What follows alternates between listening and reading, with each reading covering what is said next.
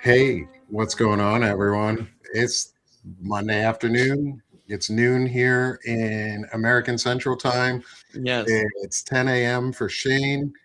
It's time for Palantalk. It's Banner and Backbone. I'm Nick Paro. I'm joined by my good friend Shane Yirak of the Firebrand Project. We're here on Banner and Backbone for Palantalk for episode, I think it's at 25. I may 25? have screwed our counting up, but it's now episode 25. It's somewhere. It's It's somewhere. It's north of 20. It's yeah, north of we've 20. That's we're an closing in accomplishment. on 30. Yeah. And we're talking about American tech fueling global wars and Yeah. fueling global tensions and everything that's going on around the world uh, in a military sense and the teardown of a lot of our old allyships and world order all can be linked back to American tech and cryptocurrency and the tech bros and the shitheads who are there. So with that, Shane, brother, how are you doing today, man? I'm happy. I'm happy to be here. I'm happy to see all you wonderful folks out there joining us today. I was thinking, you said 25. I think for 30, we should have Peter Thiel come on the show. I think he should be Oh, a special guest for episode 30. We that'd have be a an show interesting all guess. about you. It's all about you, Peter. Like, come on down. Let us interview you. So standing offer, Peter, I know you're on the internet. I know, Palantir, Gotham scraping the web. So standing offer for you on Palantalk. We want to Yeah. have you. We'd love to talk to you about your Why the fuck you're psychotic doing master what you're doing? plan. Yeah, exactly. Yeah. So Who guys, the fuck you think you are and why you're doing it? yeah, like we just kind of want to pick your brain, We know you basically control the government, so we can't stop you. We just want some insight into you right now. Yeah, we just want to know what you're thinking, man. What are you Like, doing? Yeah, help us out. Get us yeah, some inside thoughts. Tell us what's going on. Yeah, yeah. Palantine Day celebration. Thanks for something like that. Valentine's Day. Do a Oh, I Palantine Day know. celebration. I Oh. mean, open invite too. Like, I'm gonna be disgusted that I say this name, but Elon Musk, come on. Like, we'll Hey, have you on. You won't enjoy the conversation. You'll probably leave 5 minutes into it, but you know, we'd have you on to ask you at yeah, least one or absolutely. two questions of why are you such a fascist prick? Yeah. Why do Also, you like apartheid? Why do you want to take over America that gave you all this money that helped build all this capital for you? Why do you want to destroy that? Like, yeah. you're hurting yourself, dude. You're hurting yourself by hurting the rest of us. Yep. Get fucked, Elon. Jared, Get Jared fucked. Kushner, you're welcome on if you want to pitch us all Gaza Riviera. I saw your slides. I saw a couple of your slides at Davos at the World Economic Forum. So if you want to come down here as well and pitch Gaza Riviera to us, we're not billionaire investors, but we definitely want to hear what your plan is for the 2 million people in Palestine and how you're going to make their lives so much better. So please, Jared, also please come on the show and we can I'm talk pretty about sure I that as could well. explain his plan. It's kill Yeah, them all yeah, and build a new city on top of their ashes. Um, because apparently that's what we do. Is that's we're just America. That's America. We just want to kill people and build things on their ashes because That's we're that's America. fucking America. Take over the world with our guns and Blood, our tech. battleships, ballistic missiles, and freedom. Freedom. And Yeah, a spreading trillion that. dollar Pentagon package to buy missiles we can't possibly make. Fuck yeah. America. Yeah, Love for it. a system that will never get built. That's For right. wars that should never happen because guess what? If we didn't provide the weaponry, the wars wouldn't happen. If we didn't build the weaponry in the US, the wars wouldn't happen around the world because we are the fuel of that fire. That's why we Fuel the started road. Palantalk because here we like tech No with no fascism. fascism. We do like tech. And tech is spreading fascism right now. Tech is fascism right now. The tech industry has become fascism. They have turned themselves into fascism, It's and interesting. we're here to fight it. Yeah. Well, it's interesting you say that because it's very like it's true, but I also kind of want to say I don't know the idea, right? We always is techno fascism. There's the difference here too. Is like there's a nuance in there. It's that at least my belief is that you have the biggest export of the United States is corporate fascism. Okay, so the way our corporate business structure works, because of the way our economic system works, is that the people at the highest level of business in corporate America, okay, are fascists. They are. You don't become a billionaire without being a fascist. That's what we're learning. And at the very least, tolerating fascists at minimum, okay? Like being okay with them being fascists. The problem is that the United States has exported our business because of the value of being the international currency. Corporate fascism has been spread overseas. It's one of the deepest problems in Europe right now, corporate fascism, because Europe is dealing with fascist business structures. That is what the reason it's so bad is, because the big seven are dominating the United States in every aspect. And so with all of this that we're seeing, this idea of techno-fascism, this export, it's all very similar in that sense. It's that you have the corporate, the corporate world, which is dominated by tech. And then at the same time, it really just, if our primary export was fucking food, right? Then for it to be the same, it would be the people who control the food are fascists, and everyone exports our food, right? So it's just whoever's in the most dominant position in the economy is really who's setting the trend.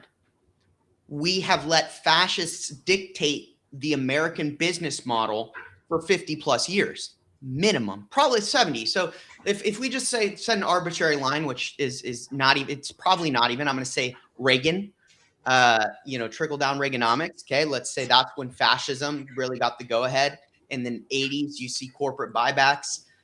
At this point, we are 40 plus, 70, so we're like 50 plus years into corporate fascism. The markets are they're not like viable in the same sense. Like, and I've told Nick, like, we have a really good example right now, happening right now, still ongoing, something I've been tracking for over a week now. Every single fucking dot, I'm dotting it down. And when I'm done, I am going to tell you guys one hell of a fucking story about the craziest market manipulation I've witnessed in my lifetime. I'm 25, so I'm sure they've done crazy shit like this before. But in terms of what we're seeing, dude, we're seeing this corporate fascism, this techno-fascism, and it's permeating out from the United States, and it's the insatiable hunger for resources that's driving this trend that we're seeing. And I know, Nick, you have a couple examples and stuff, and as well. But yeah, and that's one of the things I want to make sure we talk about today. Is our big focus in we're fueling the fires of division and discontent around the world. And one of the things we need to do is take a look into which companies are doing that and where in the world they're impacting these things. And Shane and I have spent a decent amount of time talking about the Ukrainian front, because that is a really important front. Mm-hmm. It's an important front on the global war against fascist takeover. There's also a lot of other places around the world that we need to talk about that are just as important and are just as influential in the end result of either fascism spreading or stopping. One of those is Iran. And Shane, you have been following Iran a lot and have been talking about it. And before the show, we were talking about what the end goal in Iran might actually be, because the U.S. is sending a lot of force towards Iran. The U.S. is advancing it would be the Israeli narrative to basically destroy Iran. Because we're in bed with Netanyahu and Putin and the dictator dickheads around the world. I want could you go into a little bit and give a brief overview of like what's happened in the last couple days or so around Iran with the buildup of military tech, and what you think the end goal may be around the Strait of Hormuz, because this is all about resource domination. And then I'll drop some links in the Substack chat here as well for folks is some articles I've been looking up on Ground News that I want to go into around. There's one around Iran and the AI surveillance system that they're putting in. Sounds very eerily similar to what's going on in the US. And what happened in China. And then I also want to touch on what's going on in New Mexico with a child exploitation trial around Meta that I just found, because I think this is one of those that we can help, like that how the Epstein files wraps into fucking everything that's going on in the world. Meta is a part of it. Mark Zuckerberg is a part of it. The techno-fascists, the crypto-fascists are all part of it. It is all part of the same system. And so our approach hasn't been specifically here on the Epstein files, but there are people who are in them, and those companies are making a lot of really bad decisions. One of them is Meta, which owns Facebook or was Facebook. So let's get into the Iran part, and then we'll move across the world back into our hemisphere. Yeah. So the first thing I'll say is, if you guys want to like get a really, really solid in depth, I'm not going to be able to give you everything I have here to just so like, I just want to be like in that sense. But what I can tell you is there's a newsletter I wrote last week. It's literally titled, it was like maybe a week ago. It still is valuable, where I go crazy in depth for like half of a newsletter into all of the things that they've moved to the Middle East. The reason I think the United States wants to strike Iran, and you know what me and Nick were talking about too, but it's like there's a lot of uncertainty, but I do document all of the resources up to that point that have been moved. But I'll give you guys this, like a couple examples, and maybe this will, you know, make your eyebrow shoot up, Nick. But they actually are pulling high altitude missile systems, THAADs, which are the most advanced missile interceptor system we have. Okay, so it's for the super high altitude, hypersonic missiles. So they've moved one. Get where they took this from, Nick. Okinawa. They removed a THAAD system from Okinawa, and they flew that to the Middle East. And if you're thinking that's fucking weird, that sure is, because Okinawa is what protects Taiwan. So they are pulling resources from directly around Taiwan to the Middle East right now. Another example, there was 3 Stratotankers that have been in Spain since 2023, okay, in Europe. So suddenly, suddenly 3 days, like a week ago, they all just go to Jordan, okay? You see the same with abundance. I saw a satellite picture. I think I saw at least 12 Patriot batteries like lined up on a tarmac. Like, guys, you don't so much. There's a certain narrative that they've wanted to build. They've successfully built, actually. It's one of the most successful propaganda operations in the world. It's this invulnerability, this idea of entirely superior, the United States being entirely superior militarily to everyone under every circumstance. There's absolutely no way that the United States could lose. What we're seeing right now is the best example of that's not true, because they're stripping various critical regions of the world. Why would you pull resources out of Europe while Ukraine is actively under invasion? Those tankers, their job is to fuel the F-16s and the fighter jets and all the things probably for NATO operations, those kind of things. Because Stratotankers, believe it or not, they're pretty rare. People don't have a lot of them. Our fleet is huge. Yes, it's aging. Yes, it's old, but they still do the job.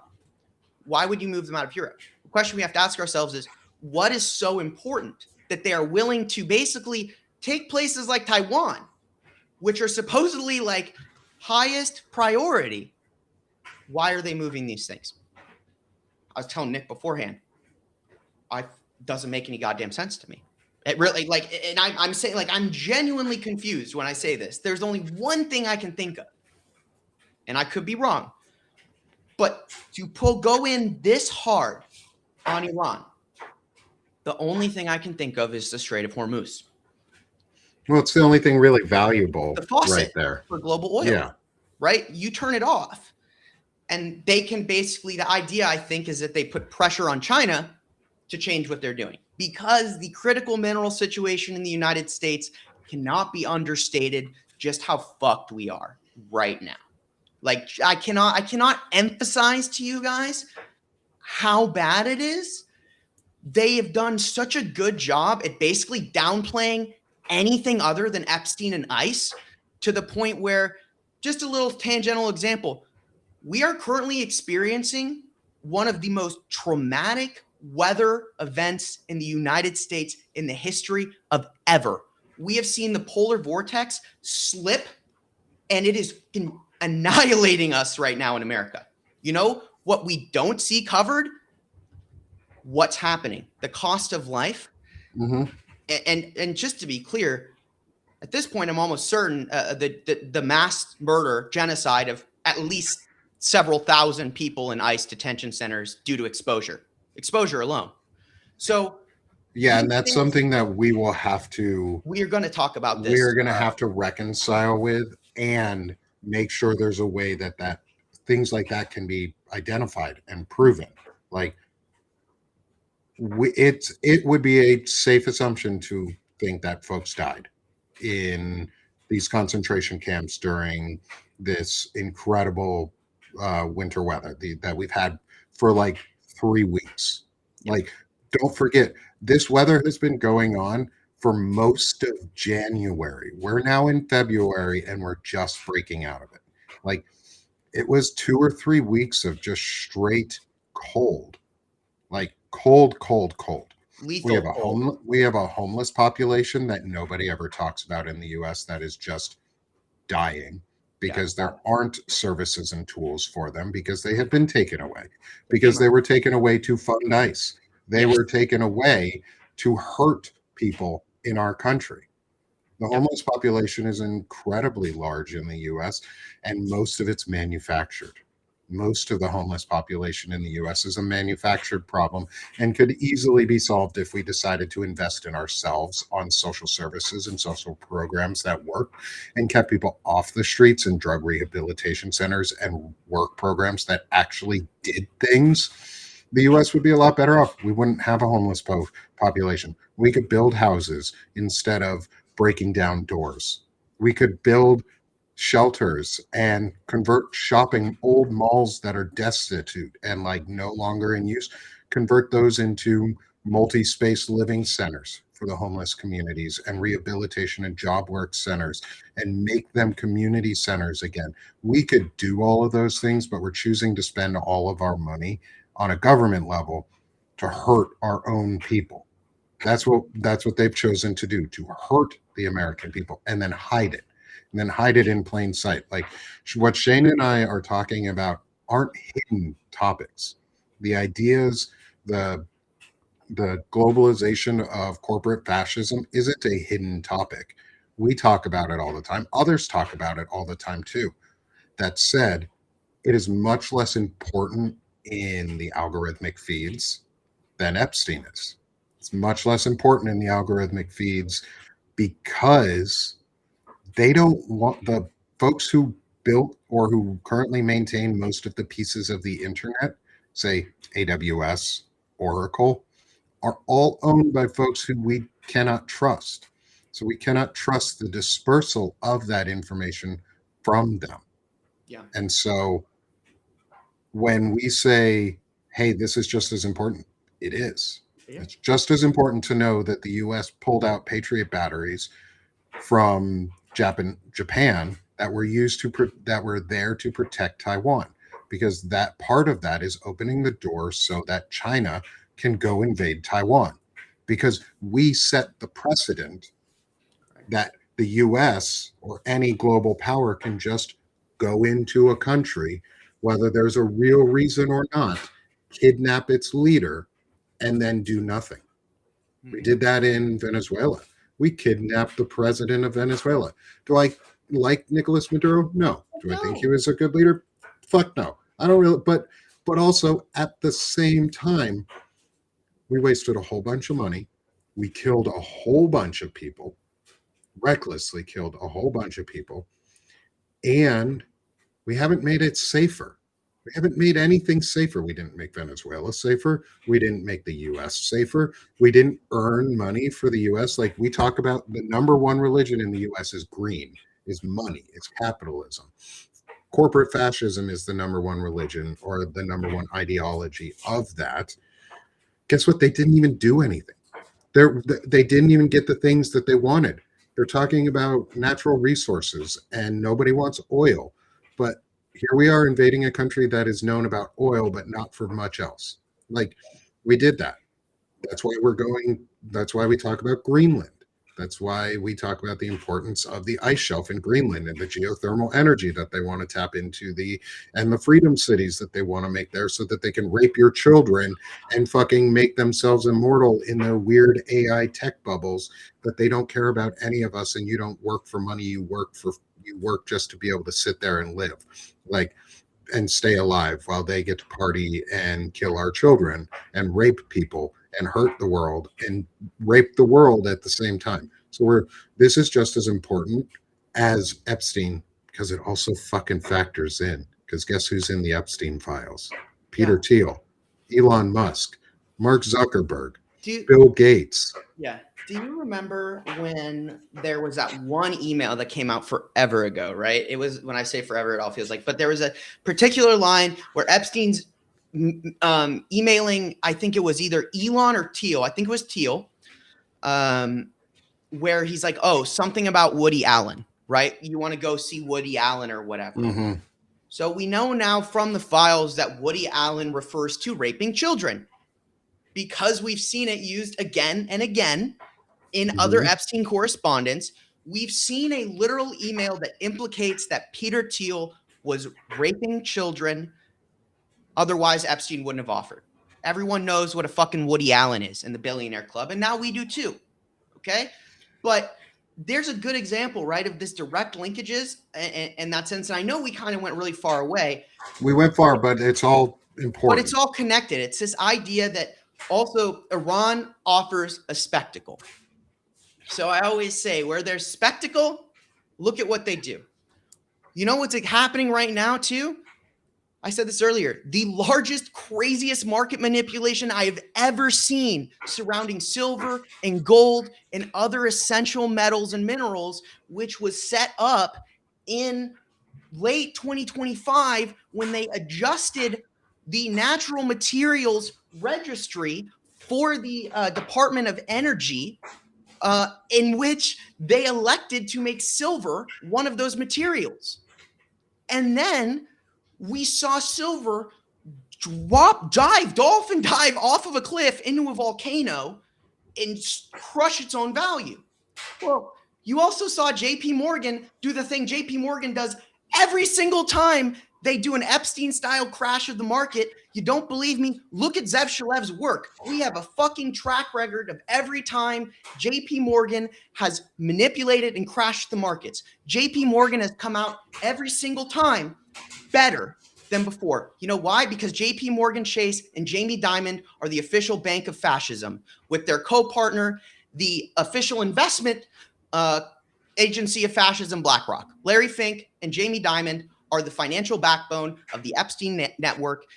BlackRock is trillions of dollars in CIA money, I'm sure, that's been fucking funneled out of this to build a giant, it's a spectacle. And this is what kills me about Epstein, because it's not that Epstein's not important, like Nick is saying, but every time things get crazy around Epstein, it's crazier what they're doing right now. Yeah. Right now, whatever they're doing, when Epstein goes crazy, and when there's tens of thousands of people streaming like right now, and all of it's about Epstein, and we're sitting here telling you that they are literally, that they just told us that your investments and your retirement and every single dollar you have in the markets right now is vulnerable to pure manipulation, to the point where they assign the value of those assets. I can tell you that because here silver's down, but in China and London, it's still trading at record highs. This doesn't make sense. Silver is the scarcest metal on the planet right now. Why is it in the hole? Because silver has had controls on it since January. The United States is not getting any silver. The only option they have is to liquidate US markets and purchase our physical silver to fix their stockpiles, which are fucking empty. But you know what everyone is talking about? Epstein. Is Epstein important? Yes. Do we need to move the fuck on and trust some people to cover it and bring us things that are extremely relevant? Yes. Iran serves that same purpose because they are doing huge things right now, guys. Huge things. The government has been vertically integrated entirely under Teal, whether it's the Treasury, whether it's fucking NASA. Andrew Will's driving around the Mars rovers. They're fucking with our space talk. Now Peter Thiel is autonomously driving the rovers on Mars. There is not a single government agency that has not been in some way co-opted by the techno-fascists. They do this thanks to Epstein. They can thank Epstein for still contributing to their master plan years after his death. Years after his death. And I'm going to see why we need to talk about corporate fascism, because it's designed to happen quietly in the background whilst the spectacle continues.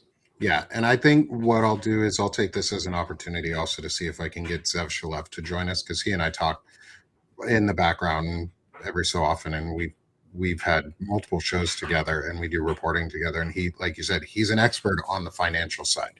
Like, his aspect of the Epstein Chronicles wasn't about the pedophilia specifically. It was about the financial aspects. It was about the things behind it. It was about the really, really insidious pieces that got covered up because it dealt with child rape. Because they did something so explosive, they could get away with the rest of the stuff. That's why they did what they did. That's why child rape and child abuse is the thing they choose to do, because it's power. Yep. And it makes everybody else repulsed. But in that repulsion and in that like emotional outburst that we are all having about this, because we're all fucking disgusted about this, we lose all the rest of the context behind it, because we stop at pedophilia and child rape and go, that's fucking awful. And then most people don't go, okay, we've got Ellie Leonard, we've got Lev Parnas, we've got Zev Shalev, we've got Dean Blundell, we've got Kate Justice, we've got Tara Palmieri, Wajahat Ali, so many others going hard into the Epstein files all the time. Let them. We don't need to, because they're covering that. And yeah, Andrea, I'll get to your question here in a second. I see it. We don't need to cover the specifics of the Epstein files unless it directly correlates to what we're talking about with these global systems. And a lot of it does. Like, a lot of it really does. That's why we talk about Peter Thiel. Like, one of our first episodes, we were like, this dude's gross as shit. He's in the Epstein files, and it hadn't even come out. We were like, we know this guy's fucking gross. Yeah. Like, this dude is a child rapist. Like, I could see it. Like, you can see it on him. Like, he enjoys that type of grossness. Yeah. It's to hide the other things that they're doing too. Like, they hide their worst behaviors by doing the thing we all would find really bad. We don't find financial crimes as disgusting or abhorrent, and we don't prosecute them in the same way. But if you hide them behind something else, everybody forgets about them. And so these financial crimes have led to the creation of Palantir.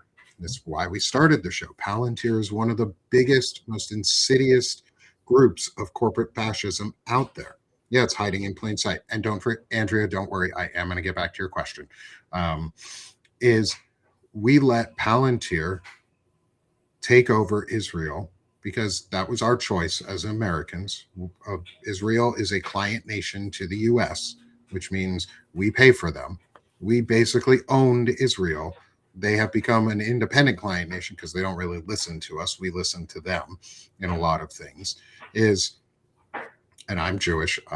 I have nothing wrong with Israelis. I have nothing wrong with my other Jewish compatriots. I do have a problem with fascists.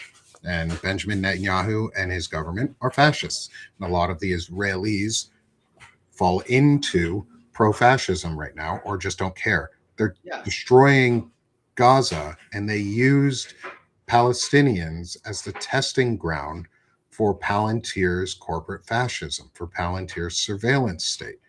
We allowed Palantir to become what it is by spreading corporate fascism and military industrial fascism to the Middle East. Yeah. And so before we get too far afield, Andrea, you asked a question. Is there also a correlation between the dates of the tariffs on Canada, steel, aluminum, copper, and the markets in Yirak, from what you've investigated, Shane? I would assume there's some correlation, but maybe not full causation in this situation. There's definitely correlation, right? There's always correlation in the markets, right? And it is important or significant to point out that Canadian tariffs actually ultimately resulted in a longer-term decoupling between the United States and Canada. More significant than the tariffs themselves is the fact that Canada has fully pivoted away from the United States.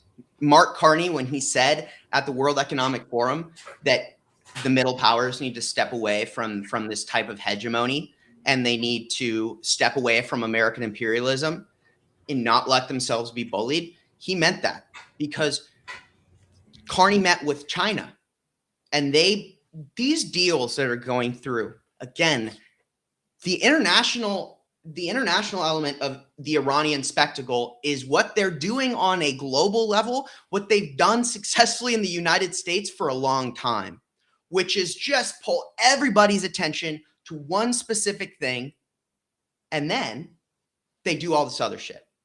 Okay? The reason we're seeing so much there is because of the massive market shifts in a global sense. Canada's tariffs affect the United States because Canada is choosing to decouple its trade relationship from the United States, its independence on the United States. So you're correct.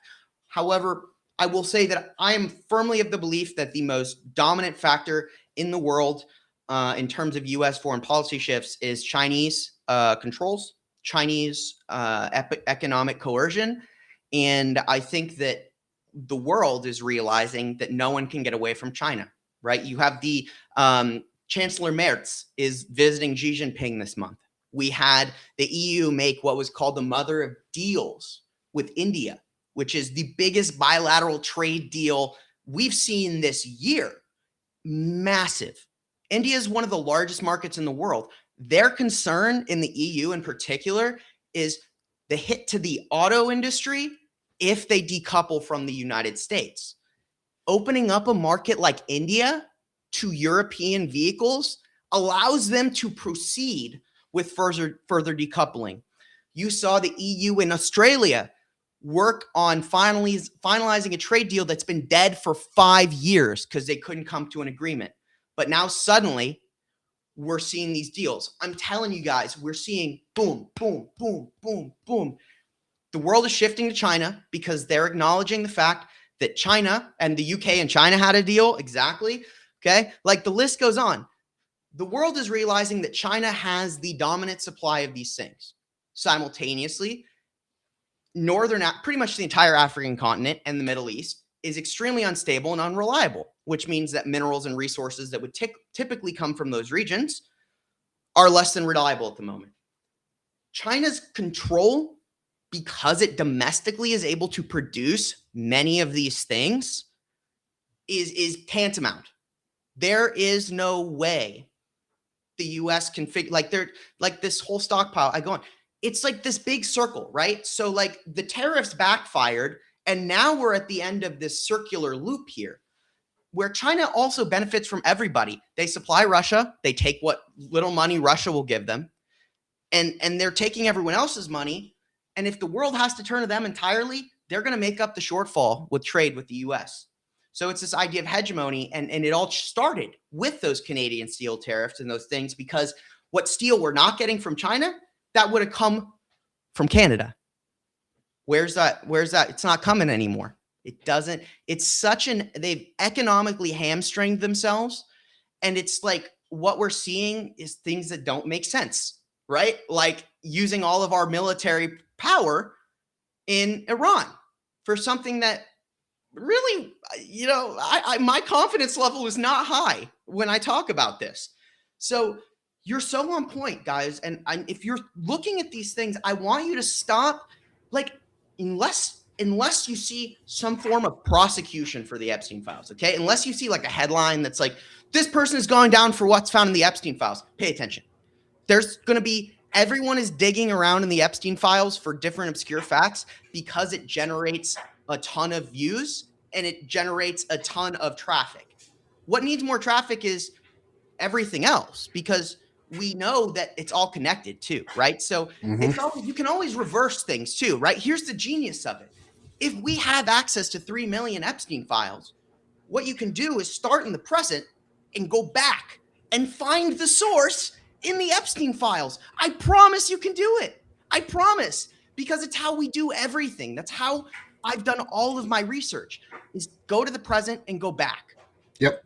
This can help us, but it's much harder to go forward, because if you already have a conclusion, you're looking at cause and effect.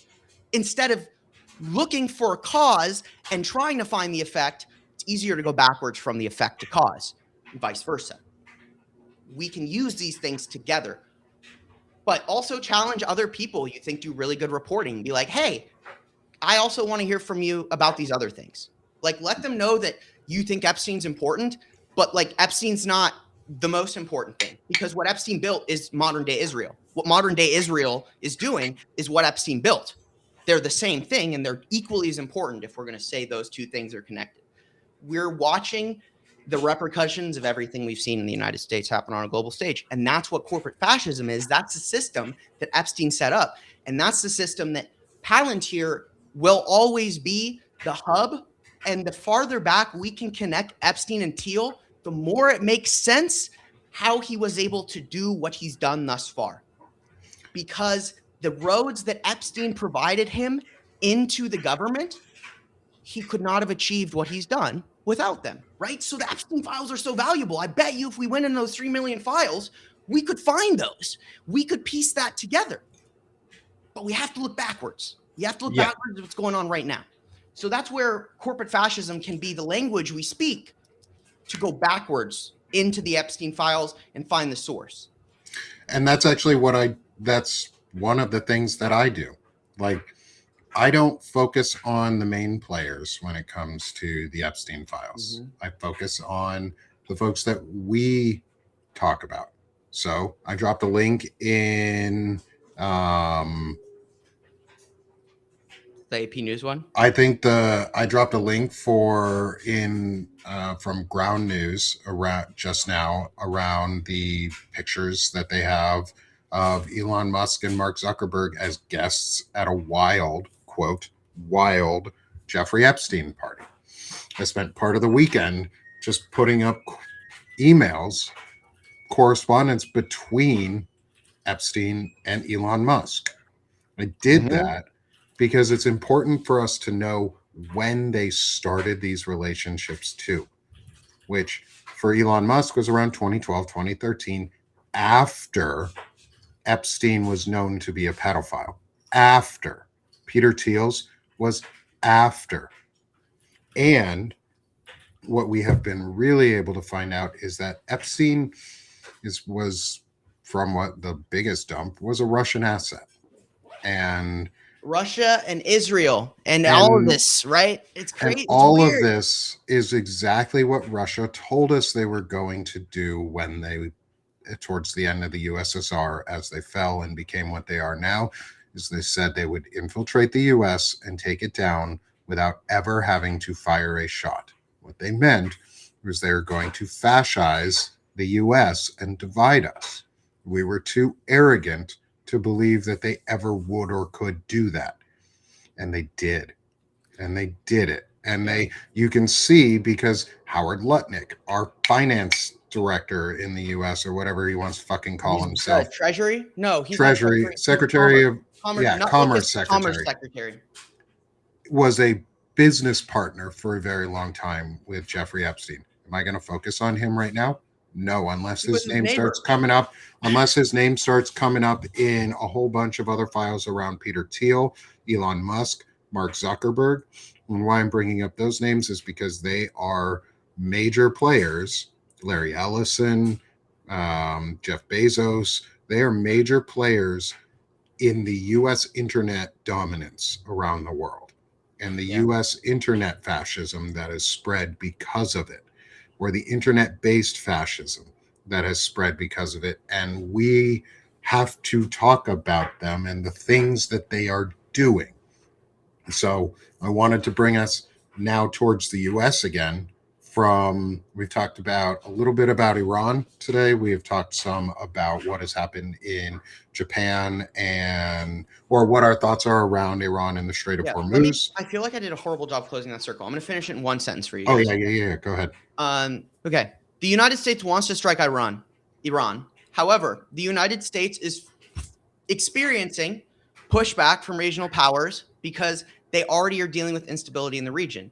However, the United States is motivated by all of the economic pressures that we were talking about. The thing that we think is possible is that the motivation here could be for control over the Strait of Hormuz, which is effectively the oil pipeline, which might give them leverage over China on minerals. But we don't really know. What we are sure of is that they're stripping crazy assets that should not be taken from places that are being left defenseless because of what they want to do there. So we know it's important. We just really aren't sure what. Yeah, and that's a big point. Is Iran? They don't have a stated goal that we know of. We know it's going to include something about controlling the market for oil, because the other article that I dropped was an AP News article earlier in the show. I'll drop it again here in the chat. It's about the Iranian takeover or digital surveillance takeover in Iran. That is very eerily reminiscent of the digital surveillance system that is being built in the US. That is very, very reminiscent because it is being backed by the Chinese surveillance system that they have. And because we're more focused on bombing Iran, I see because where you're going. I think so. I think I see where you're going. Are you going somewhere with this? Hold on. Let me see. Yeah, let me see if I land where you're thinking. Because we're so focused on the bombing of Iran, we're not focused on the tech takeover of Iran and what that could imply in terms of US or Chinese domination in the country and sort of consuming it, because we are in the hemispherication of the world right now. And part of that would be the Middle East needs to be broken up between certain countries, China, Israel, and Russia. And I think Iran, because they have so much Chinese influence in them, is my thought is they're looking to be, they're sort of taking it over almost as a vassal state is what they would like to do, because then they could control rare earth minerals and oil on a vast scale. However, if we own the Strait of Hormuz, we then have leverage over China on seaway oil until they pipeline it, because then they don't need to go through the ocean. Which they're trying to do in Pakistan right now. They're trying to get around the Strait of Hormuz. They're doing that by developing a pipeline. The problem with the pipeline, of course, is that there's a rebel faction in Pakistan who's backed by India, who's currently killing all the Chinese nationals trying to build it. Because, guys, it's geopolitics, and nothing's that fucking easy. Okay, yeah. So anyway, I think that where I was going, it's kind of rolled into that. Mm-hmm. But what I was thinking, the other thing I can't get by is why the fuck did they fly the Night Stalkers out there, right? Like, it's one thing to firebomb a country. It's another thing to have Delta Force and, the Night Stalkers out there whose job is very specifically for covert operations. What I thought could be possible, I don't know. What if they want IP? What if they want to get their hands on Chinese surveillance IP? That would be in Iran. Could be. I don't know. Again, we're always asking why, what, because I don't know the answer. But that makes sense to me as well. Because maybe again, I like this. I like to look at things from this angle. Makes me feel better, but it also, I think it's more realistic.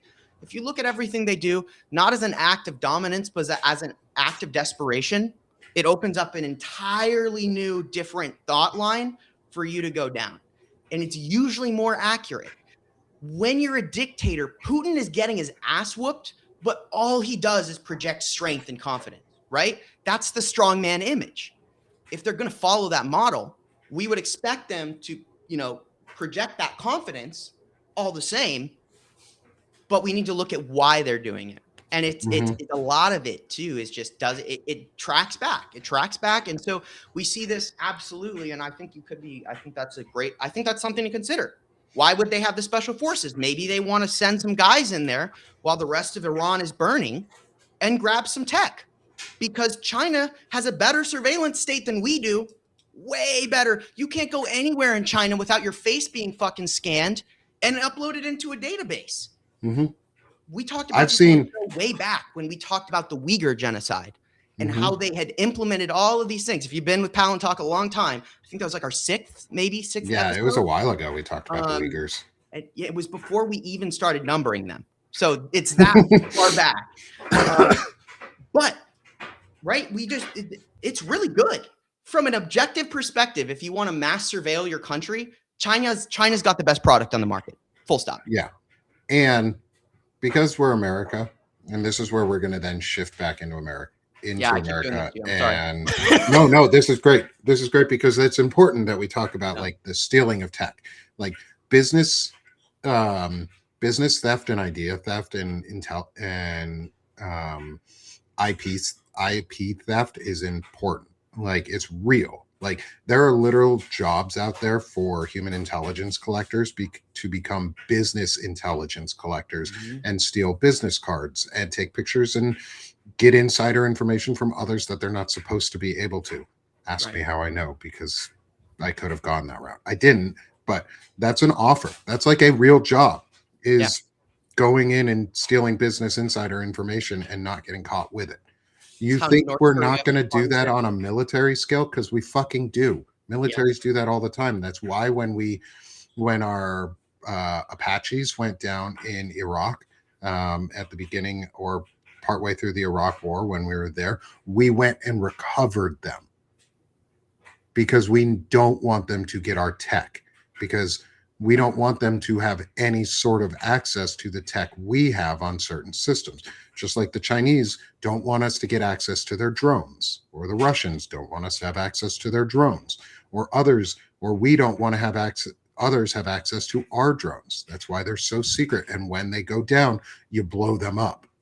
Like there's a reason we do that. The US wants some of that tech. I think you're very right. Is that they want the tech. How they want to use it, that's another question, because I think we on par have not the infrastructure for surveillance the way that China does, but I think we have the tech that matches, because I think Palantir has a sophisticated enough system that they would match or rival the Chinese state version. But we did that on a company level. We didn't even need a government to create it. We just let a company create it and said, here you go. We'll just pay you to do this. If that's the case, a company is fucking way too powerful if they can create effectively a surveillance system in-house. That no company should have the power to manage state level infrastructure. State level infrastructure should only ever be managed by state. Like the ability to surveil an entire world should not be owned privately by a single person, because then it's ripe for abuse. Thinking about abuse and people with too much power, let's talk about Mark Zuckerberg's Meta real quick. Oh my God. I found spent way too much time. Meta's crazy. Just like the amount of open, transparent shit. Again, it's crazy. The amount of public domain information about Meta's corruption, literally them making 10% of their revenue off of scam ads last year. Like that's like $16 billion. from scamming people, from letting people get on scammed, purpose. right? This is I don't even know what's in this article, really. I skimmed it, but whatever it is, it's probably as bad or worse as them allowing fucking Russian propaganda and scam ads, and whoever will pay to advertise something doesn't matter. It doesn't matter, right? So like, this is that infrastructure. Literally, Nick's talking about, you're talking about national infrastructure to deliver curated propaganda, paid for curated propaganda to the American masses. That's what it is. That's what Zuckerberg is. And guess who started fucking Facebook? Guess who made Facebook possible? I'll give you a fucking secret. It's Peter Thiel. It's where he made all his seed money. He put in like 500K and walked out with like 5 billion or something. And then he used that money to start the Founders Fund and Palantir and all of those things. Facebook was the seed. Facebook and Meta is the seed.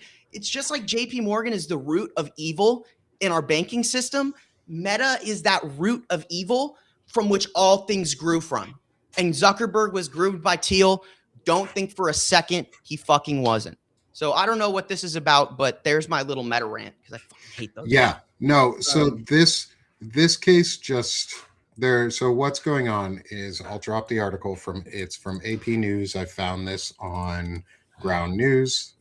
Thank you to Zeph Shaleb and Dean Blondell for having a discount code that I was able to use for the 5-stack to be able to get a Ground News subscription for I think 20% off, which is awesome because I use it a lot and it's my primary source of where I find a lot of articles that help fuel some of my other research. And one of those articles I found skimming Ground News before our show today while we were pulling up things that we really wanted to talk about in all of this is there is a case going on in New Mexico around. It is a trial focused on the dangers of child sexual exploitation on social media and whether Meta misrepresented the safety of its platforms, which is set to begin today in New Mexico.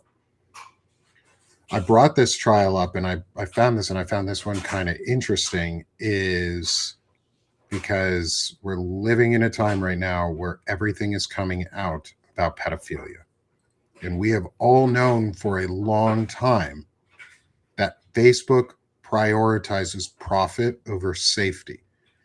This trial is going to criminally prove that if they can. If their attorneys are able to do it well, they can criminally prove, oh, thanks for dropping that court. It was a 40% discount. They could criminally prove that Meta under Mark Zuckerberg's leadership, purposely and willfully put profit over safety of children, which, guess what? That's illegal. There are child safety laws for the internet, and that's illegal as fuck, which means New Mexico can prosecute them for this. And this is a lawsuit. This is like those old cases where like, you would go onto a chat forum or police would go onto a chat forum and pretend to be an underage child and catch a child sex trafficker. This is that on Meta. They allow this to happen. Meta doesn't prioritize your safety in any way. We all know this. That's why we hate Meta. That's why none of us really use Meta. Yes, hi Facebook. We're streaming on you right now. Fuck you. Not you people on Facebook, but fuck Facebook. Because they allowed this to happen.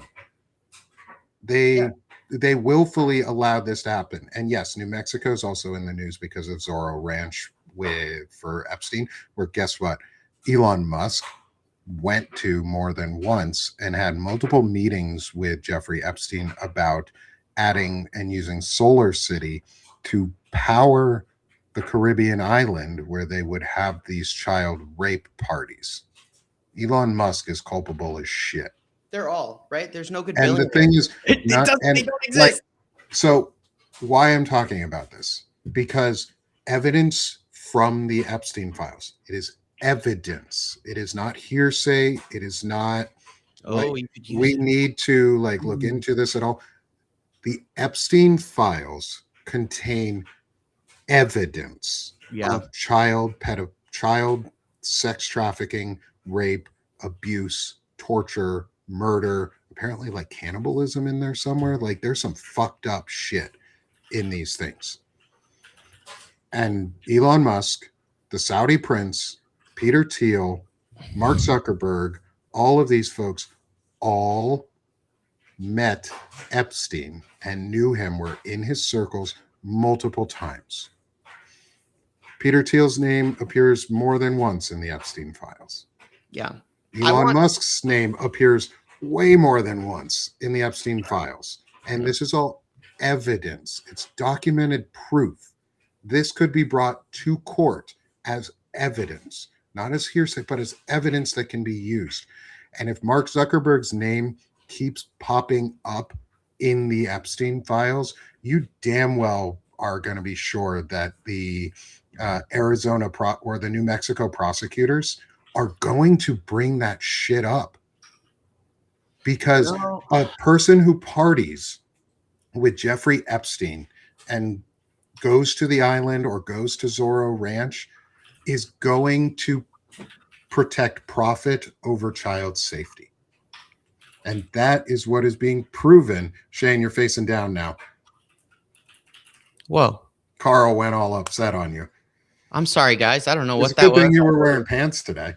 I was wearing shorts. It's a good thing you're wearing shorts today. Yeah. Talk about we were talking about inappropriate things, and then your camera was like crotch shot. Here That's crazy. I'm so sorry, everybody. I really apologize. But like this case is, I think this case is going to be really important. It came out of nowhere, at least in my eyes. Like I didn't know anything about it. It's probably been building for a while, but the sexual exploitation case on social media is going to be huge going forward, because guess what? We have all the fucking evidence coming out. Check this out. I just looked at this. I looked this up because I was curious. A state has more leverage in terms of prosecution if the state where the company is headquartered sues the company. That means if you live in Colorado, your fucking AG should not sleep until they have 14 cases open against Palantir. Okay? California, Meta's here. We should be fucking coming for Meta in California. They still don't have control over state law. Meta's located in California. Apple has a headquarters in California. I think Google might be headquartered because Silicon Valley is in California. I believe they're headquartered in California. Wherever they are. There's 50 states and there's 50 AGs. What's happening in New Mexico, and your point, everything in the Epstein files can be submitted as evidence to these cases. It can be submitted to the record as evidence and considered, which means that we have more ammo than ever to prosecute these people, but it must be done on a state level. Californians, I'm in California. Let's figure the fuck out how to open up a bajillion cases on state levels. The states want to fight back. Don't fight the government. Fight the corporations. The Epstein files prove that the corporations are the government. They're the same thing. So you go for the vulnerable part. If we're David fighting Goliath, do we try and jump up and stab him in the face? No.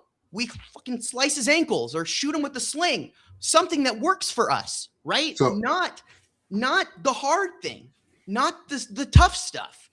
States could do this right now. This is something I was able to find this out with a fucking Google search. So I'm glad you brought that up, because what this case is the first standalone trial from state prosecutors in a stream of lawsuits. And this is from inside a secondary article on AP. About this case. It's the first standalone trial from state prosecutors in a stream of lawsuits against Meta. What they are doing is they're setting the precedent for other states to be able to follow. Yes. Because the allegations in this case are not about the content management or the ownership of the content. They're not trying to hold Meta accountable for the content itself, damages, but rather for pushing that content through specific algorithms that proliferate the material and make it more harmful. They're going after the algorithmic issue, the root cause. They're saying it's not Meta, Facebook, the platform, the problem. That's the problem. It's Facebook's algorithm, which is pushing this material to be addictive and harmful to children. That that is what we have been waiting for forever. We have been waiting for someone in the US to take up the arms and say the algorithm that has been created that is pushing the content is the problem and is making the content worse. It is making it harmful for our children, which is why, Shane, I'm glad you said what you just said about other states needing to step up too. We've been asking for states and state AGs and others to do this. This case in New Mexico against Meta for the proliferation of child porn, basically, or for entrapment of children to lead them into sexually exploitative situations through algorithmic means. When the state wins this case against Meta, it's not against Mark Zuckerberg himself. He was dropped as, I'm making sure I give you guys good information on this case. He was dropped as one of the defendants in the case. However, he was deposed for it, and I'd love to hear that deposition in full at some time and maybe have Ellie Leonard transcribe it because she's the fucking best transcriber in the world. And I trust what would do to transcribe, and then we could go over the transcript in detail and not have to have her do anything on it other than transcribe it. I'm going to ask her if we can ever get our hands on that deposition, if she would be willing to do something like that for us, because Ellie's fucking awesome. However, the important part of this, and the important part of this is when the state wins this case, in my hope, is that it's seeking changes to algorithms that can serve up harmful material and criticizing end-to-end privacy encryption that can prevent the monitoring of communications with children for safety. This is where we have to have smart people in charge and smart people who are prosecuting crimes, because the result of something like this could end end-to-end privacy. And that is not what we want. I want end-to-end data security and privacy to still live, because I want my data to maintain and be secure and be private and be able to be mine and not my own. They are aiming for the algorithm. And that's where smart people come into these conversations that are way smarter than we are and way better at law and legal jargon than we are on any of this. Is the focus of this has to, in my estimation, has to stay on the algorithms and not the encryption, because the encryption isn't the problem. It's the algorithmic content push that is forcing children to be unsafe, to have unsafe situations, to put them into areas where, they could be taken, led astray. I have kids that come into my house all the time, and one of the things I remind them every single time that they're on a game like Roblox is, and if they're trying to chat in a game, is, do you know this person? Have you met them? Are they your friend? And if the answer is no, you better turn that fucking chat off. And you aren't friends with them. I would love if they're not a peer of yours, you're not friends with them on the internet. No. If you don't know this person in face, like in real life, IRL, I don't let my kids be friends with them. And as like helicopter-y parent as that might sound, it's also the only right thing to do. Yes, Roblox does have a lot of issues. Roblox is for Roblox has a lot of issues. Roblox is for trafficking children. Yeah, and there's a reason I watch when I have if my kids are playing games on it, because I can't say no to them having fun with their friends. But I can monitor the games that they play, and I can make sure that when they're playing certain games, they say, maybe stay in the living room where I can hear you and see you the whole time. Even if I don't want to listen to you guys playing your game, like whatever fake Call of Duty style games it is, like that these Roblox folks make one-offs of, like, as long as I know what you're doing and seeing, and you can ask questions to me, and I can be part of this discussion while you're in the game, that's different. Yeah. Because then I can help prevent child solicitation on electronic devices that would lead to my children or somebody else's child being taken or assaulted. I know somebody in my life that has happened to, and I will never allow that to happen to others who are related or near adjacent to me or anybody else. So this case is super important. Just by the way. Yeah, I want to read one of the last paragraphs in Mhm. this article, okay? Why this is important to me, because I'm young. The majority of the people you're going to see on this platform, I'm among the youngest people you're going to see doing what we're doing, other than Sherrod, who's multiple times cooler than me. He's what, 6 years younger than you? Yeah, he's too? crazy. He's a beast. Like, 7, that's I think. nuts. I think he's 19. So He's almost 19, 7. yeah. Yeah. So, but you know, I want to read this to you, and then I want to give you a little bit of context. And then, Nick, I just sent you 2 little sciencey videos for our Sweet. wrap And up. yeah, don't worry, y'all. We're gonna go to space. We always do. We're actually going to stay on Earth, but from Oh space. shit! Look at that. Okay. We're looking down this time. We're looking at Earth like the planet it is, not like the thing we take for granted that we live on, that will never change under any circumstances, no matter what we do on this planet, or how we act, or what kind of emissions or decisions we make in terms of managing our environment or our water supply or anything like that, because it definitely never changes, no matter what our actions are. Right? No, sorry. Anyway, no, we don't manage water supplies and things like that in the U.S. or in the world. That's not what we do. The UN already came out and said we're fucked. Yeah, you didn't see that. No one covered that shit. The UN said we're in a state of water bankruptcy, and 6 billion people are acutely in danger of death. Did we cover that? No. The Epstein files. I'm sorry. Really, that fucking pissed me off. Anyway, we're going to Meta. So the opening statements have been postponed in a bellwether trial underway in California against social video companies, including Meta's Instagram and Google's YouTube, that focuses on a 19-year-old who claims her use of social media from an early age addicted her to technology and exacerbated depression and suicidal thoughts. TikTok and Snapchat and Snapchat parent company Snap Inc. settled the claims. Okay, so instead of actually dealing with the fact that what they're doing is causing young people to kill themselves by exposing developing brains to an algorithm that fucks with your dopamine, changes a child into effectively, they only view themselves as a mirror of what they see on the internet.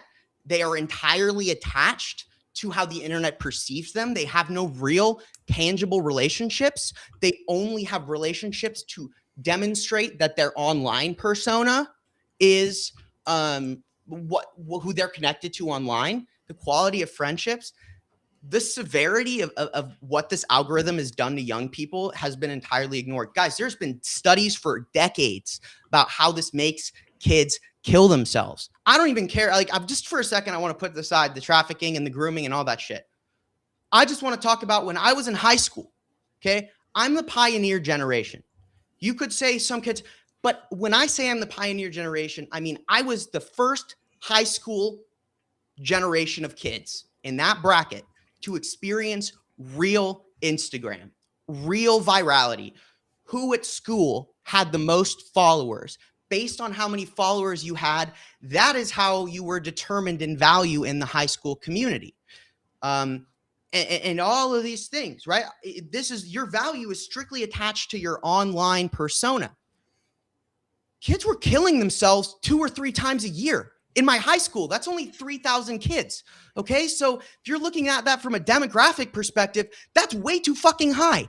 Why have 12 kids killed themselves because of social media in my high school? Why did my cross-country team find a young lady hanging from a fucking tree when they were doing their morning run? 15 years old. They're killing kids. I'm not fucking kidding. They're killing children. The disregard for the lives of kids so that they can push their propaganda on these platforms. There is a real fucking cost of life. And Instagram and MySpace, you go back farther, there's a difference between the shift into algorithmically based dopamine trigger, like buttons. It's no longer a forum. It's a dopamine producing algorithm. Children already are more vulnerable to getting addicted to dope. You're going to go to what the dopamine likes, but then suddenly all of your fucking value as a human being, the only thing that gives you dopamine is hearts on a screen. I was 16 when I deleted Instagram because I was depressed every day because I only had 400 followers. And I didn't get to go hang out with the other kids because I wasn't over 1,000. You had to have at least a third of the school following you to be fucking anybody. So I deleted that shit. And I turned out way fucking better than my peers. Let me tell you, the people who stuck with it, this is not just about grooming. This is about the untold damage to millions of children.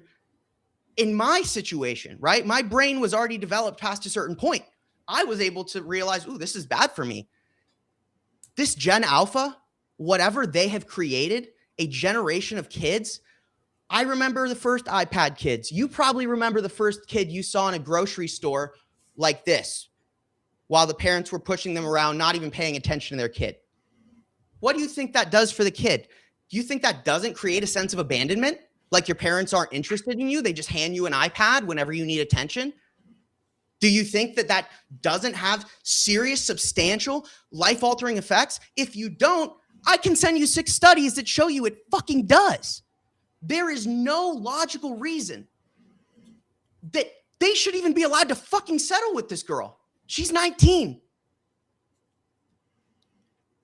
So what? They settle and they keep damaging 19-year-olds. Settling is one of the biggest fucking enablers in the American system, that a company can settle for $20 million because it's going to be covered in their next weekly revenue. Like a single Home Depot store will do, several hundred million a year, which means when they pay out, when some guy gets run over by a fucking forklift and they settle with him for $20 million and he retires, that store is going to make up that shortfall in a matter of weeks, right? Like just does it. And it allows this. And I know I'm heated about this, but I read this paragraph and it reminded me of the fact that I was seeing suicides way more frequently than I should when I was 15 years old. Yeah.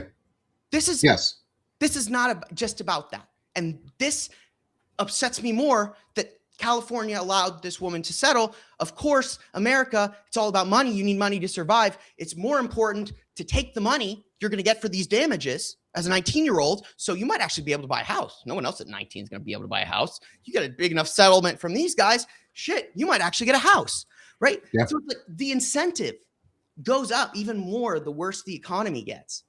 And it's just absolutely like deranged. Like New Mexico with this case, if they settle, this standard practice it's bribery. A settlement is bribery. Just like how a credit card is debt slavery. They're the same thing. You can call it whatever you want. Oh, it's not slavery. They just choose to work for free. Well, that's not true. No, it's free labor. I have them sign this little document when they get off the boat. It says they're volunteering their time. They're volunteers. No, bro, they're slaves. No, they're volunteers. Oh, I guess it's okay if they're volunteers. Like I see it sounds extreme, but go ahead and place it really. Let's just put it there. It's the same shit. So yeah, I want to, before we switch over to our final parts about our little bit of space talk today, we'll do a little shorter space talk. Is tech has changed brain chemistry. Screen time has changed brain chemistry. Yeah. Like the neuroscience behind it is there, that there are changes. What those long-term impacts are, we're not entirely sure because we haven't met the long-term impacts yet. Like we're not at the long-term point, but we can see what some of the near-term impacts have been, which over the last 20 years in a near term in human time frames, 20 years is near term, is we've seen an increase in child anxiety and child depression and young adult and and teen and young adult depression and anxiety and suicide rates. And they can be linked back to the use of technologies that are unsafe or unguarded or unparented, because it's they became tools of parenting rather than parenting. It became easier to hand your kid the iPad. I mean, yeah, we'll see if we can find some studies, Amy, that we can link. Yeah. I mean, I read them a long And time ago. Like I couldn't tell, like, to be candid, I couldn't tell you right now exactly what study it was, but I can tell you like that it certainly exists. And you could probably just Google, like, because over the course of my life, like when I was 17, 18, it was studies that I read that made me get rid of it. Right. Because I was trying to figure out why I had this anxiety. yeah, um they've been doing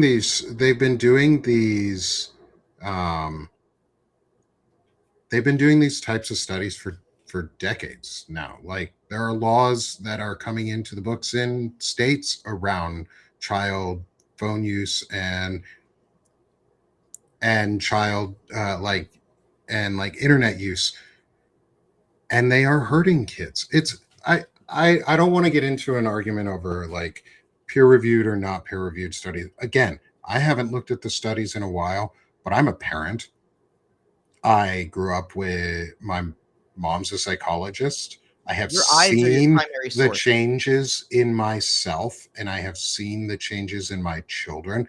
And I know when I take my kid's tablet away for a while, when I take my son's tablet away for a little while, a couple days or something, and he's forced to be a person where he has to interact with people and not on the screen, he is a very different person than he is online or when he first loses his tablet, because there is a psychological connection, whether it's peer reviewed study or not.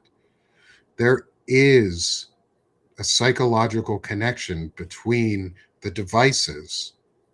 They're addictive, and the depression and then the anxiety that follows. I don't need a peer review study to tell me what my life experience has been or my child's experience has been. So that's where I'm coming at on this. Is I don't need scientists to tell me that this is happening. I can see it happening.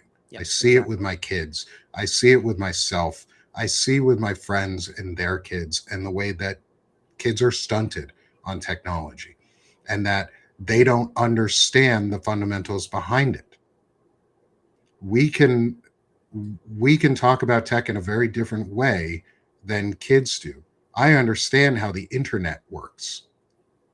A lot of younger kids don't. A lot of younger kids don't understand that because they didn't have to learn it. They were just given it. We had to learn the tech.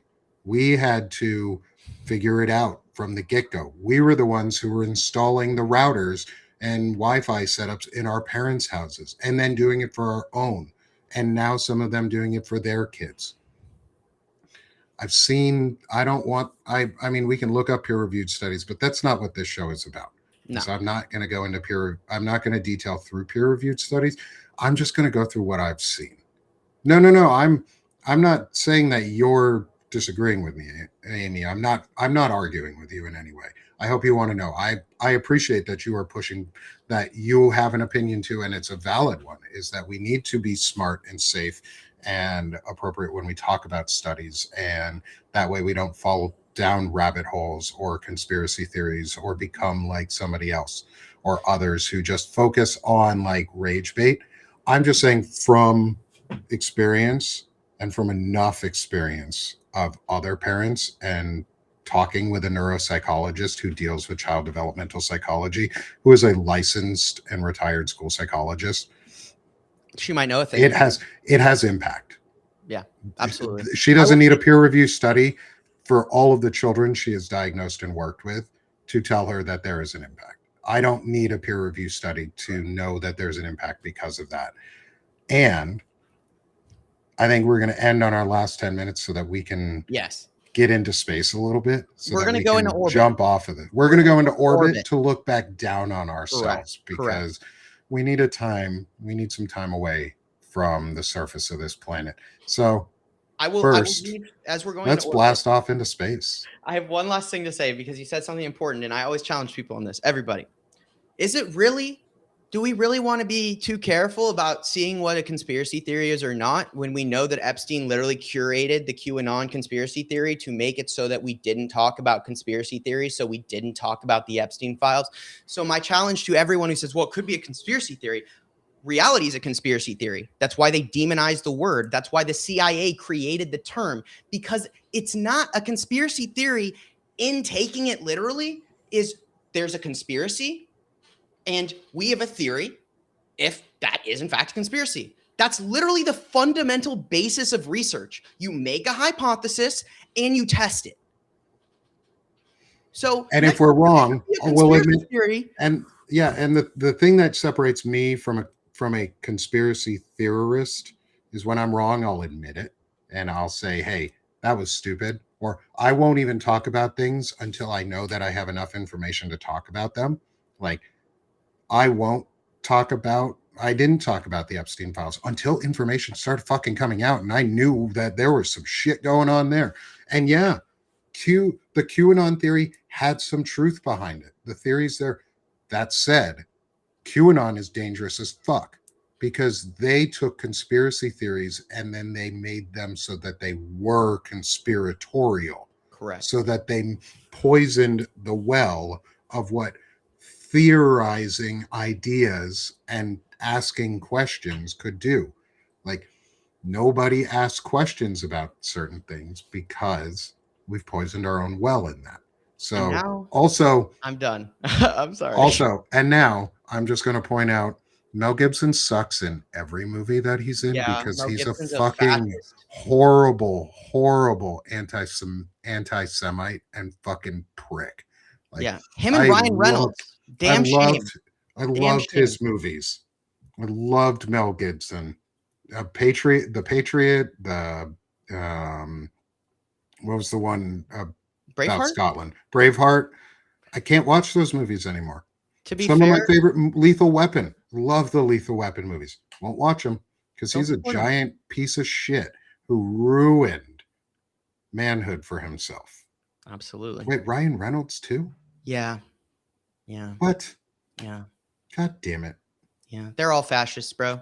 You don't get to that point and not brush elbows. It just sucks. But I think it could be a good thing if we're able to really kill current Hollywood. Because speaking of toxic things that make people do things that are very unhealthy for themselves and place unrealistic standards against themselves, it's probably good if we do a little bit. The one thing they were always right about is we do need to drain the swamp. It's fucking stinky in here, and Shrek would be fucking squatting, and he's got a nice swamp. So if Shrek would be squatting in our swamp, we got to do something about that. Unless him and Fiona are fighting, he shouldn't be over here. You're not wrong. Let's go to space. Orbit. Let's go, man. I'm getting there. I'm trying to find the video somewhere. There we go. I was trying to make me zoom away, but I couldn't do it. I was trying to zoom out into orbit. Okay, she's great. I love her. So she's going to tell us about a tree. Okay, let me play this video, and then we got a second one that follows it too. Yes.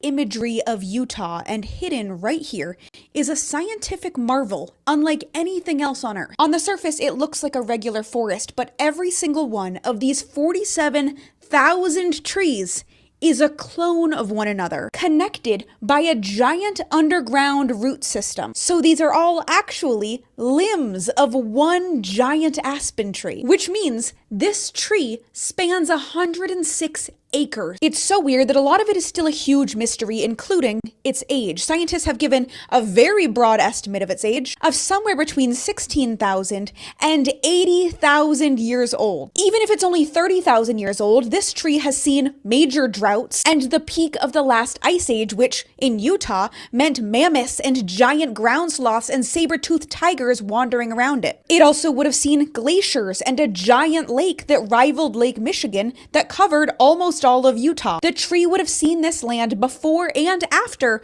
the arrival of humans and outlived many societies. Scientists think that the tree stems were burned down in wildfires multiple times, but because the root system survived, they sprouted up again. It weighs 13.2 million pounds, making it easily the largest known living organism in the entire world. And even if it's thousands of years younger than even the youngest estimates, it's still easily the oldest known living organism in the world.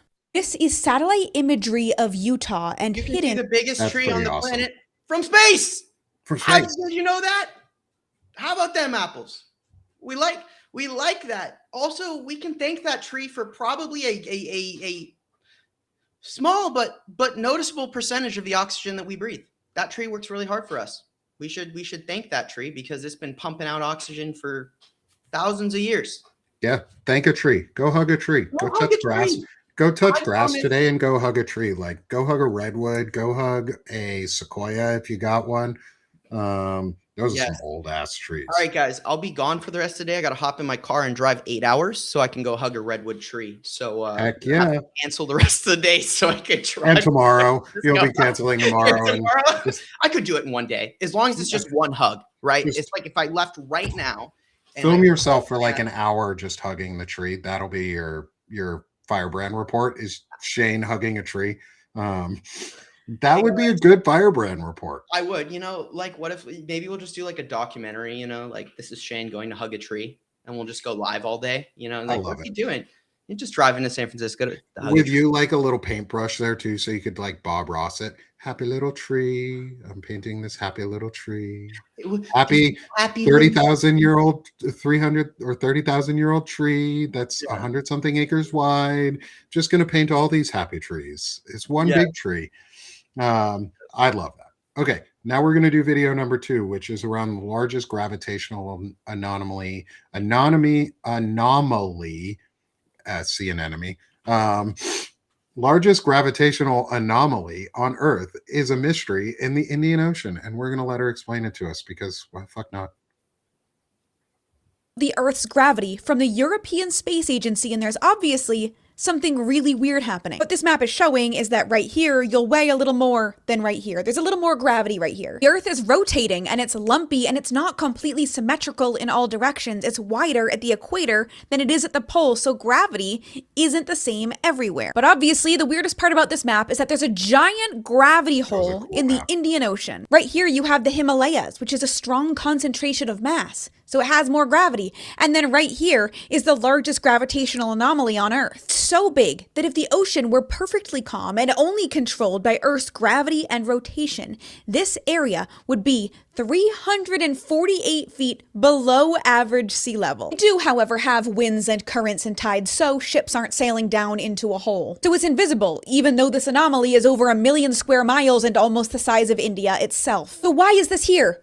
I don't know. Scientists don't know. I do think it's worth mentioning that this is the path the Indian tectonic plate took. And the Earth isn't uniform inside. But why does that cause a giant gravity hole? Don't know. Also, just to be clear, these are all very dramatic. This isn't something you would, notice. This is a map of the Earth's gravity from Okay, the flat European earthers, Space. get fucked. Even if it was all flat, it wouldn't be flat because you're dumb. We Yeah. got them. We You got got 'em. them, guys. We got the And- flat earthers. Also, there are cats. Like, cats push everything off the edge of things. So Yeah. if the Earth was really flat, cats would have pushed everything off by now. So fuck you, flat earthers. Don't be scared. None of this is scary. Like I know it can be perceived as scary, but I promise, what we don't know, we can't be. The reality is, we like Socrates. The only thing I know is that I know nothing. Okay, stop assuming you know anything, right? Like we showed the ESA website yesterday, and Or our last best week? knowledge, or last week, That was so cool. Our best knowledge, our best pictures. When we pointed a better camera, what did we see? We saw millions more galaxies behind those galaxies. We know nothing. And, I always say, it's like, don't let human hubris limit yourself to what could be possible. Anything is possible. We know absolutely nothing at all functionally. And what we've learned more recently than anything else is that we're wrong time and time and time again. The model, the scientific model of fact, right? You have a law, right? There's very few laws. Laws are generally used to describe some sort of physical force, like gravity. We know how gravity works. We know gravity affects things. We can see a gravity hole. We know about gravity. We know about, how light travels. We know that there's redshift, right? We're able to put a law on certain things. How we actually explain things is always a theory at best. Like actually complex relationships, they're all theories. And to get to those theories, you need a hypothesis. It could be wrong. So like we should just, the world is not about proving yourself right. It should be about proving yourself wrong, because you'll get a lot farther in that case. And so that's what space is good for. Yeah, and this one's really cool too, because we don't actually know what the why it's still there. We do from what she was explaining to us, it's pretty straightforward that it follows the path of the tectonic plate movement of India. But why did nothing fill back in? Because tectonic plates still move around it. So what happened to the rest? What happened there? Why is it doing why is it doing what it is doing? And it's okay that we don't know the answer. To me, that's not scary. When I hear things that I don't know, they're not scary to me. No, they become questions of, that's exciting. It's, what can I learn more about? That's what separates those who like moving forward and want to progress in society and those who want to regress. Is we're willing to ask the question without fear of what the answer might be to that question. Yeah. We're able to ask the question of what's underneath, what's next, what don't we know? And that excites us. And that should excite all of you too. All of you who are with us today, being able to ask that next question.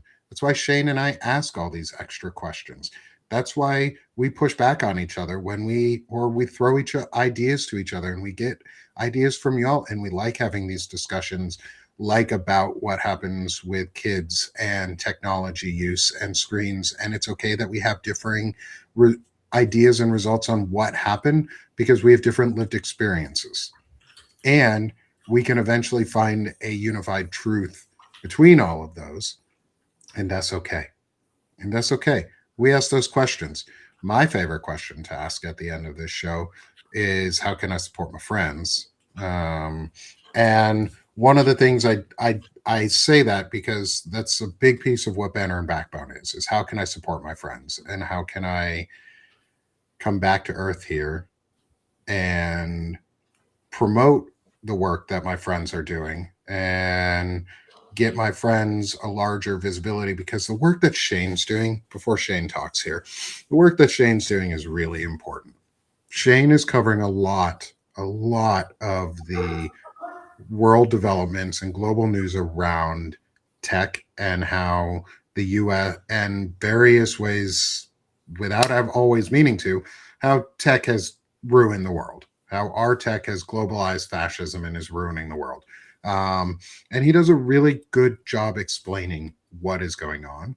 He makes it easier for you to understand. He puts out an incredible report every day, every weekday, and we rebroadcast it here on Banner and Backbone while he's live, so that Shane gets our audience too, because Shane is a huge part of Banner and Backbone, and the Firebrand Project is his home, and I want you to support him at his home, because he deserves the support for the work he's doing, and because we want more of it. We want to be able to understand what's going on these global outcomes, and where our tech is being used, or what is happening in Africa that nobody is talking about, or what is happening in South America where people aren't talking about as much. Shane is going into a lot of the amazing areas that people are not talking about, and keeping a focus on folks who aren't the primary news source.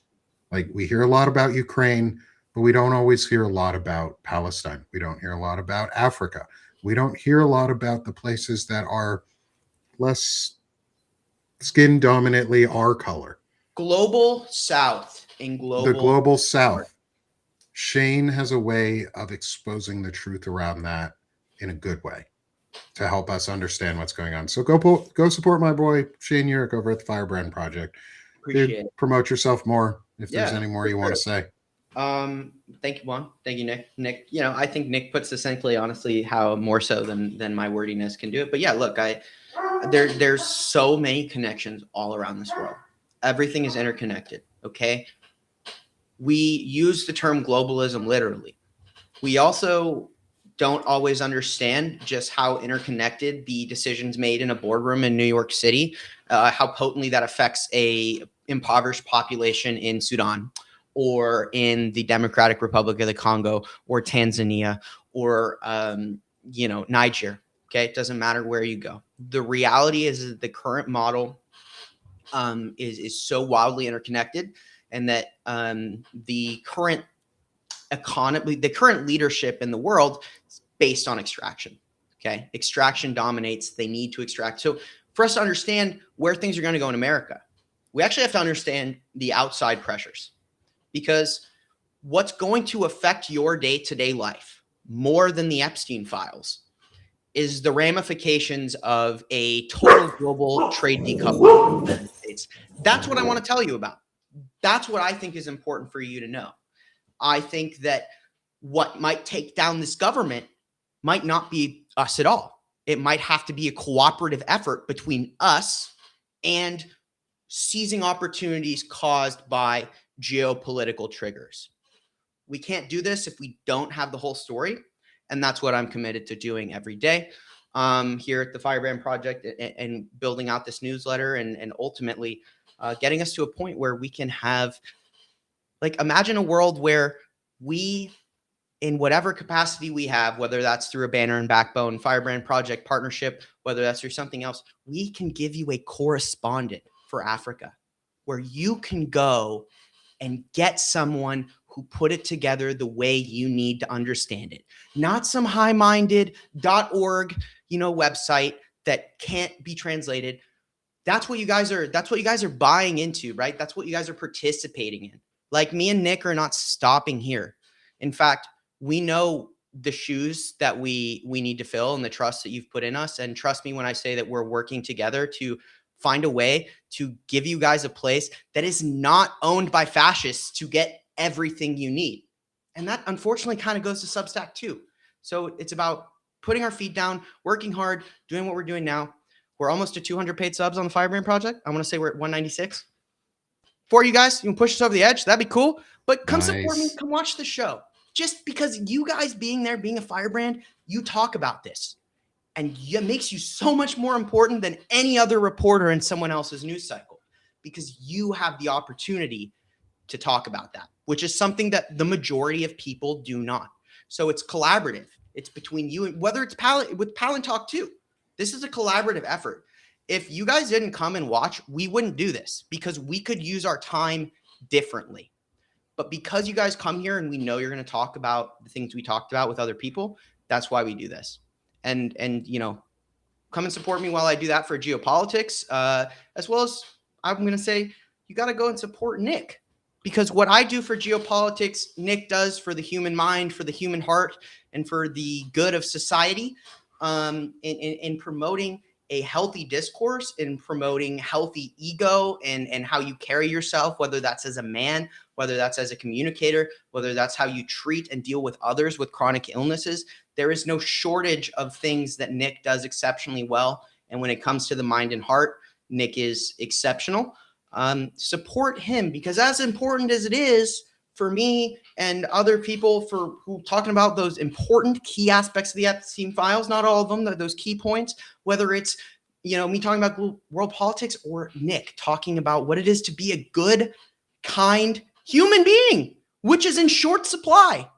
So guys, you've got to go support Nick and engage with this content, because that's also part of this whole message. It all comes together, right? You have to have all of these things to give grounded, moral reporting and build a community that works. So go support Nick at Sick of This Shit, because that's his home base for all that good stuff. Thanks, man. And yeah, we're not going to get out of this unless we do better humaning, and we need a better human. So that's really one of my main focuses, is better humaning.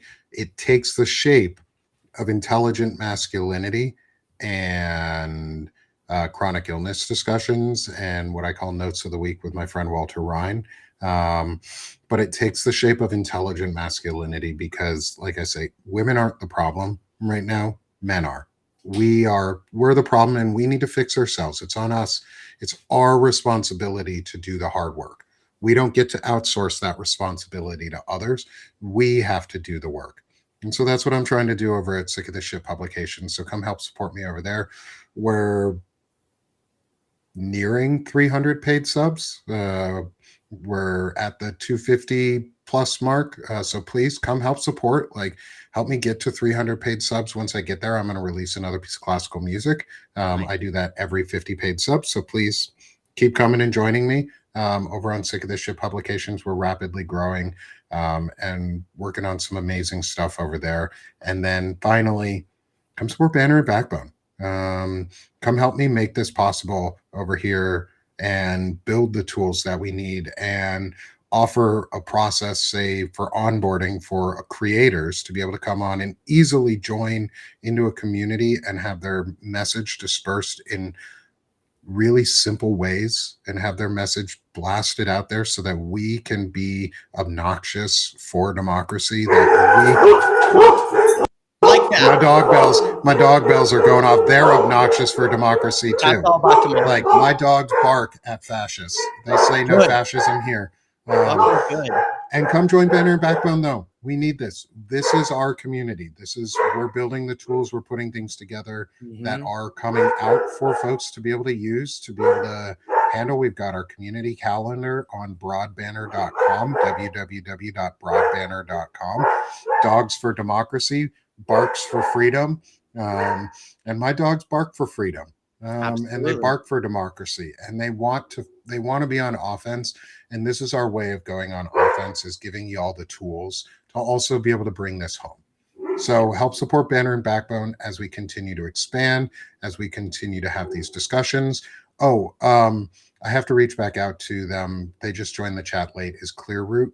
Shane, I'd like you to take a look at their page too. I want to look to see if we can figure out what's more about the tool that they're developing, that he's putting together. It's an ethical AI tool. And I want to see if, like, how community supported pieces, like folks who come out with incredible tooling. And I'm just going to say, I'm just calling you out, Clearroot, in this way, the shouting you out because I saw your profile and you messaged me and you were active in our last chat. And I want to make sure that one of my last chats, and I looked at your site, and I want to make sure that I can learn more about it, because if it is a tool that is super helpful, I want to use it. Like, if we can build our own tools that are super helpful, where we don't have to rely on corporate fascists or other groups like that, that's what we need. We need folks to come out and say, I got an idea, let me put this together, and then send it to us. Like, be like, hey, I know I'm part of your community. This is a super awesome tool that I've started to put together, and I want to get your feedback on it. And more often than not, Shane and I will try it. Like, Shane and I will try stuff. We want to be a good leverage point for others to be able to break into this community and know that the efforts that they're making are meaningful, because there's a million issues, or there's 10 million issues, or there's 100 million issues for 100 million voices. And we can all share in those voices. So thanks, everyone. And yeah, I'll reach out. I got your message, your DM, Clearroot. I just haven't had time to respond yet. I'd love to reach out and talk to you at least behind the scenes first and introduce ourselves and see what we can learn. And maybe Shane and I can talk with you for a couple of minutes about what the tool that you created and what we might be able to do possibly some stress testing for you to see what it looks like and what the results produce. And if you want some feedback, I know I'm offering some of Shane's time without asking him, but I'm offering my time a little bit, is if we can help and see and product test, basically, and if this is a tool that would be really useful, like, I'd love to integrate useful tools into our systems that help make our lives easier, because the easier it is for us, the easier it is for y'all. Like, this is the free entry point. You don't have to pay for Banner and Backbone. Would I love it if you became a paid subscriber? Absolutely. but you don't have to pay to get any of our content, and you never will. And that's our thing, is you will never pay for Banner and Backbone unless you choose to, unless you want to be a part of the community, and unless you want to help. And if you want to help support subscriber growth and content distribution growth for some of your favorite creators, come help us. Come support Banner and Backbone. And as we like to say, and we've kept ourselves a little long today, but that's okay, because we like to ramble. We always do. We happen to ramble quite a bit. We happen to be ramblers, and we're going to be rambling on because that's what we like to do. This is Banner and Backbone. This has been Palantalk, and we like to talk here where there's tech. No fascism. Thanks, y'all. Have a great afternoon, and we'll see you next week.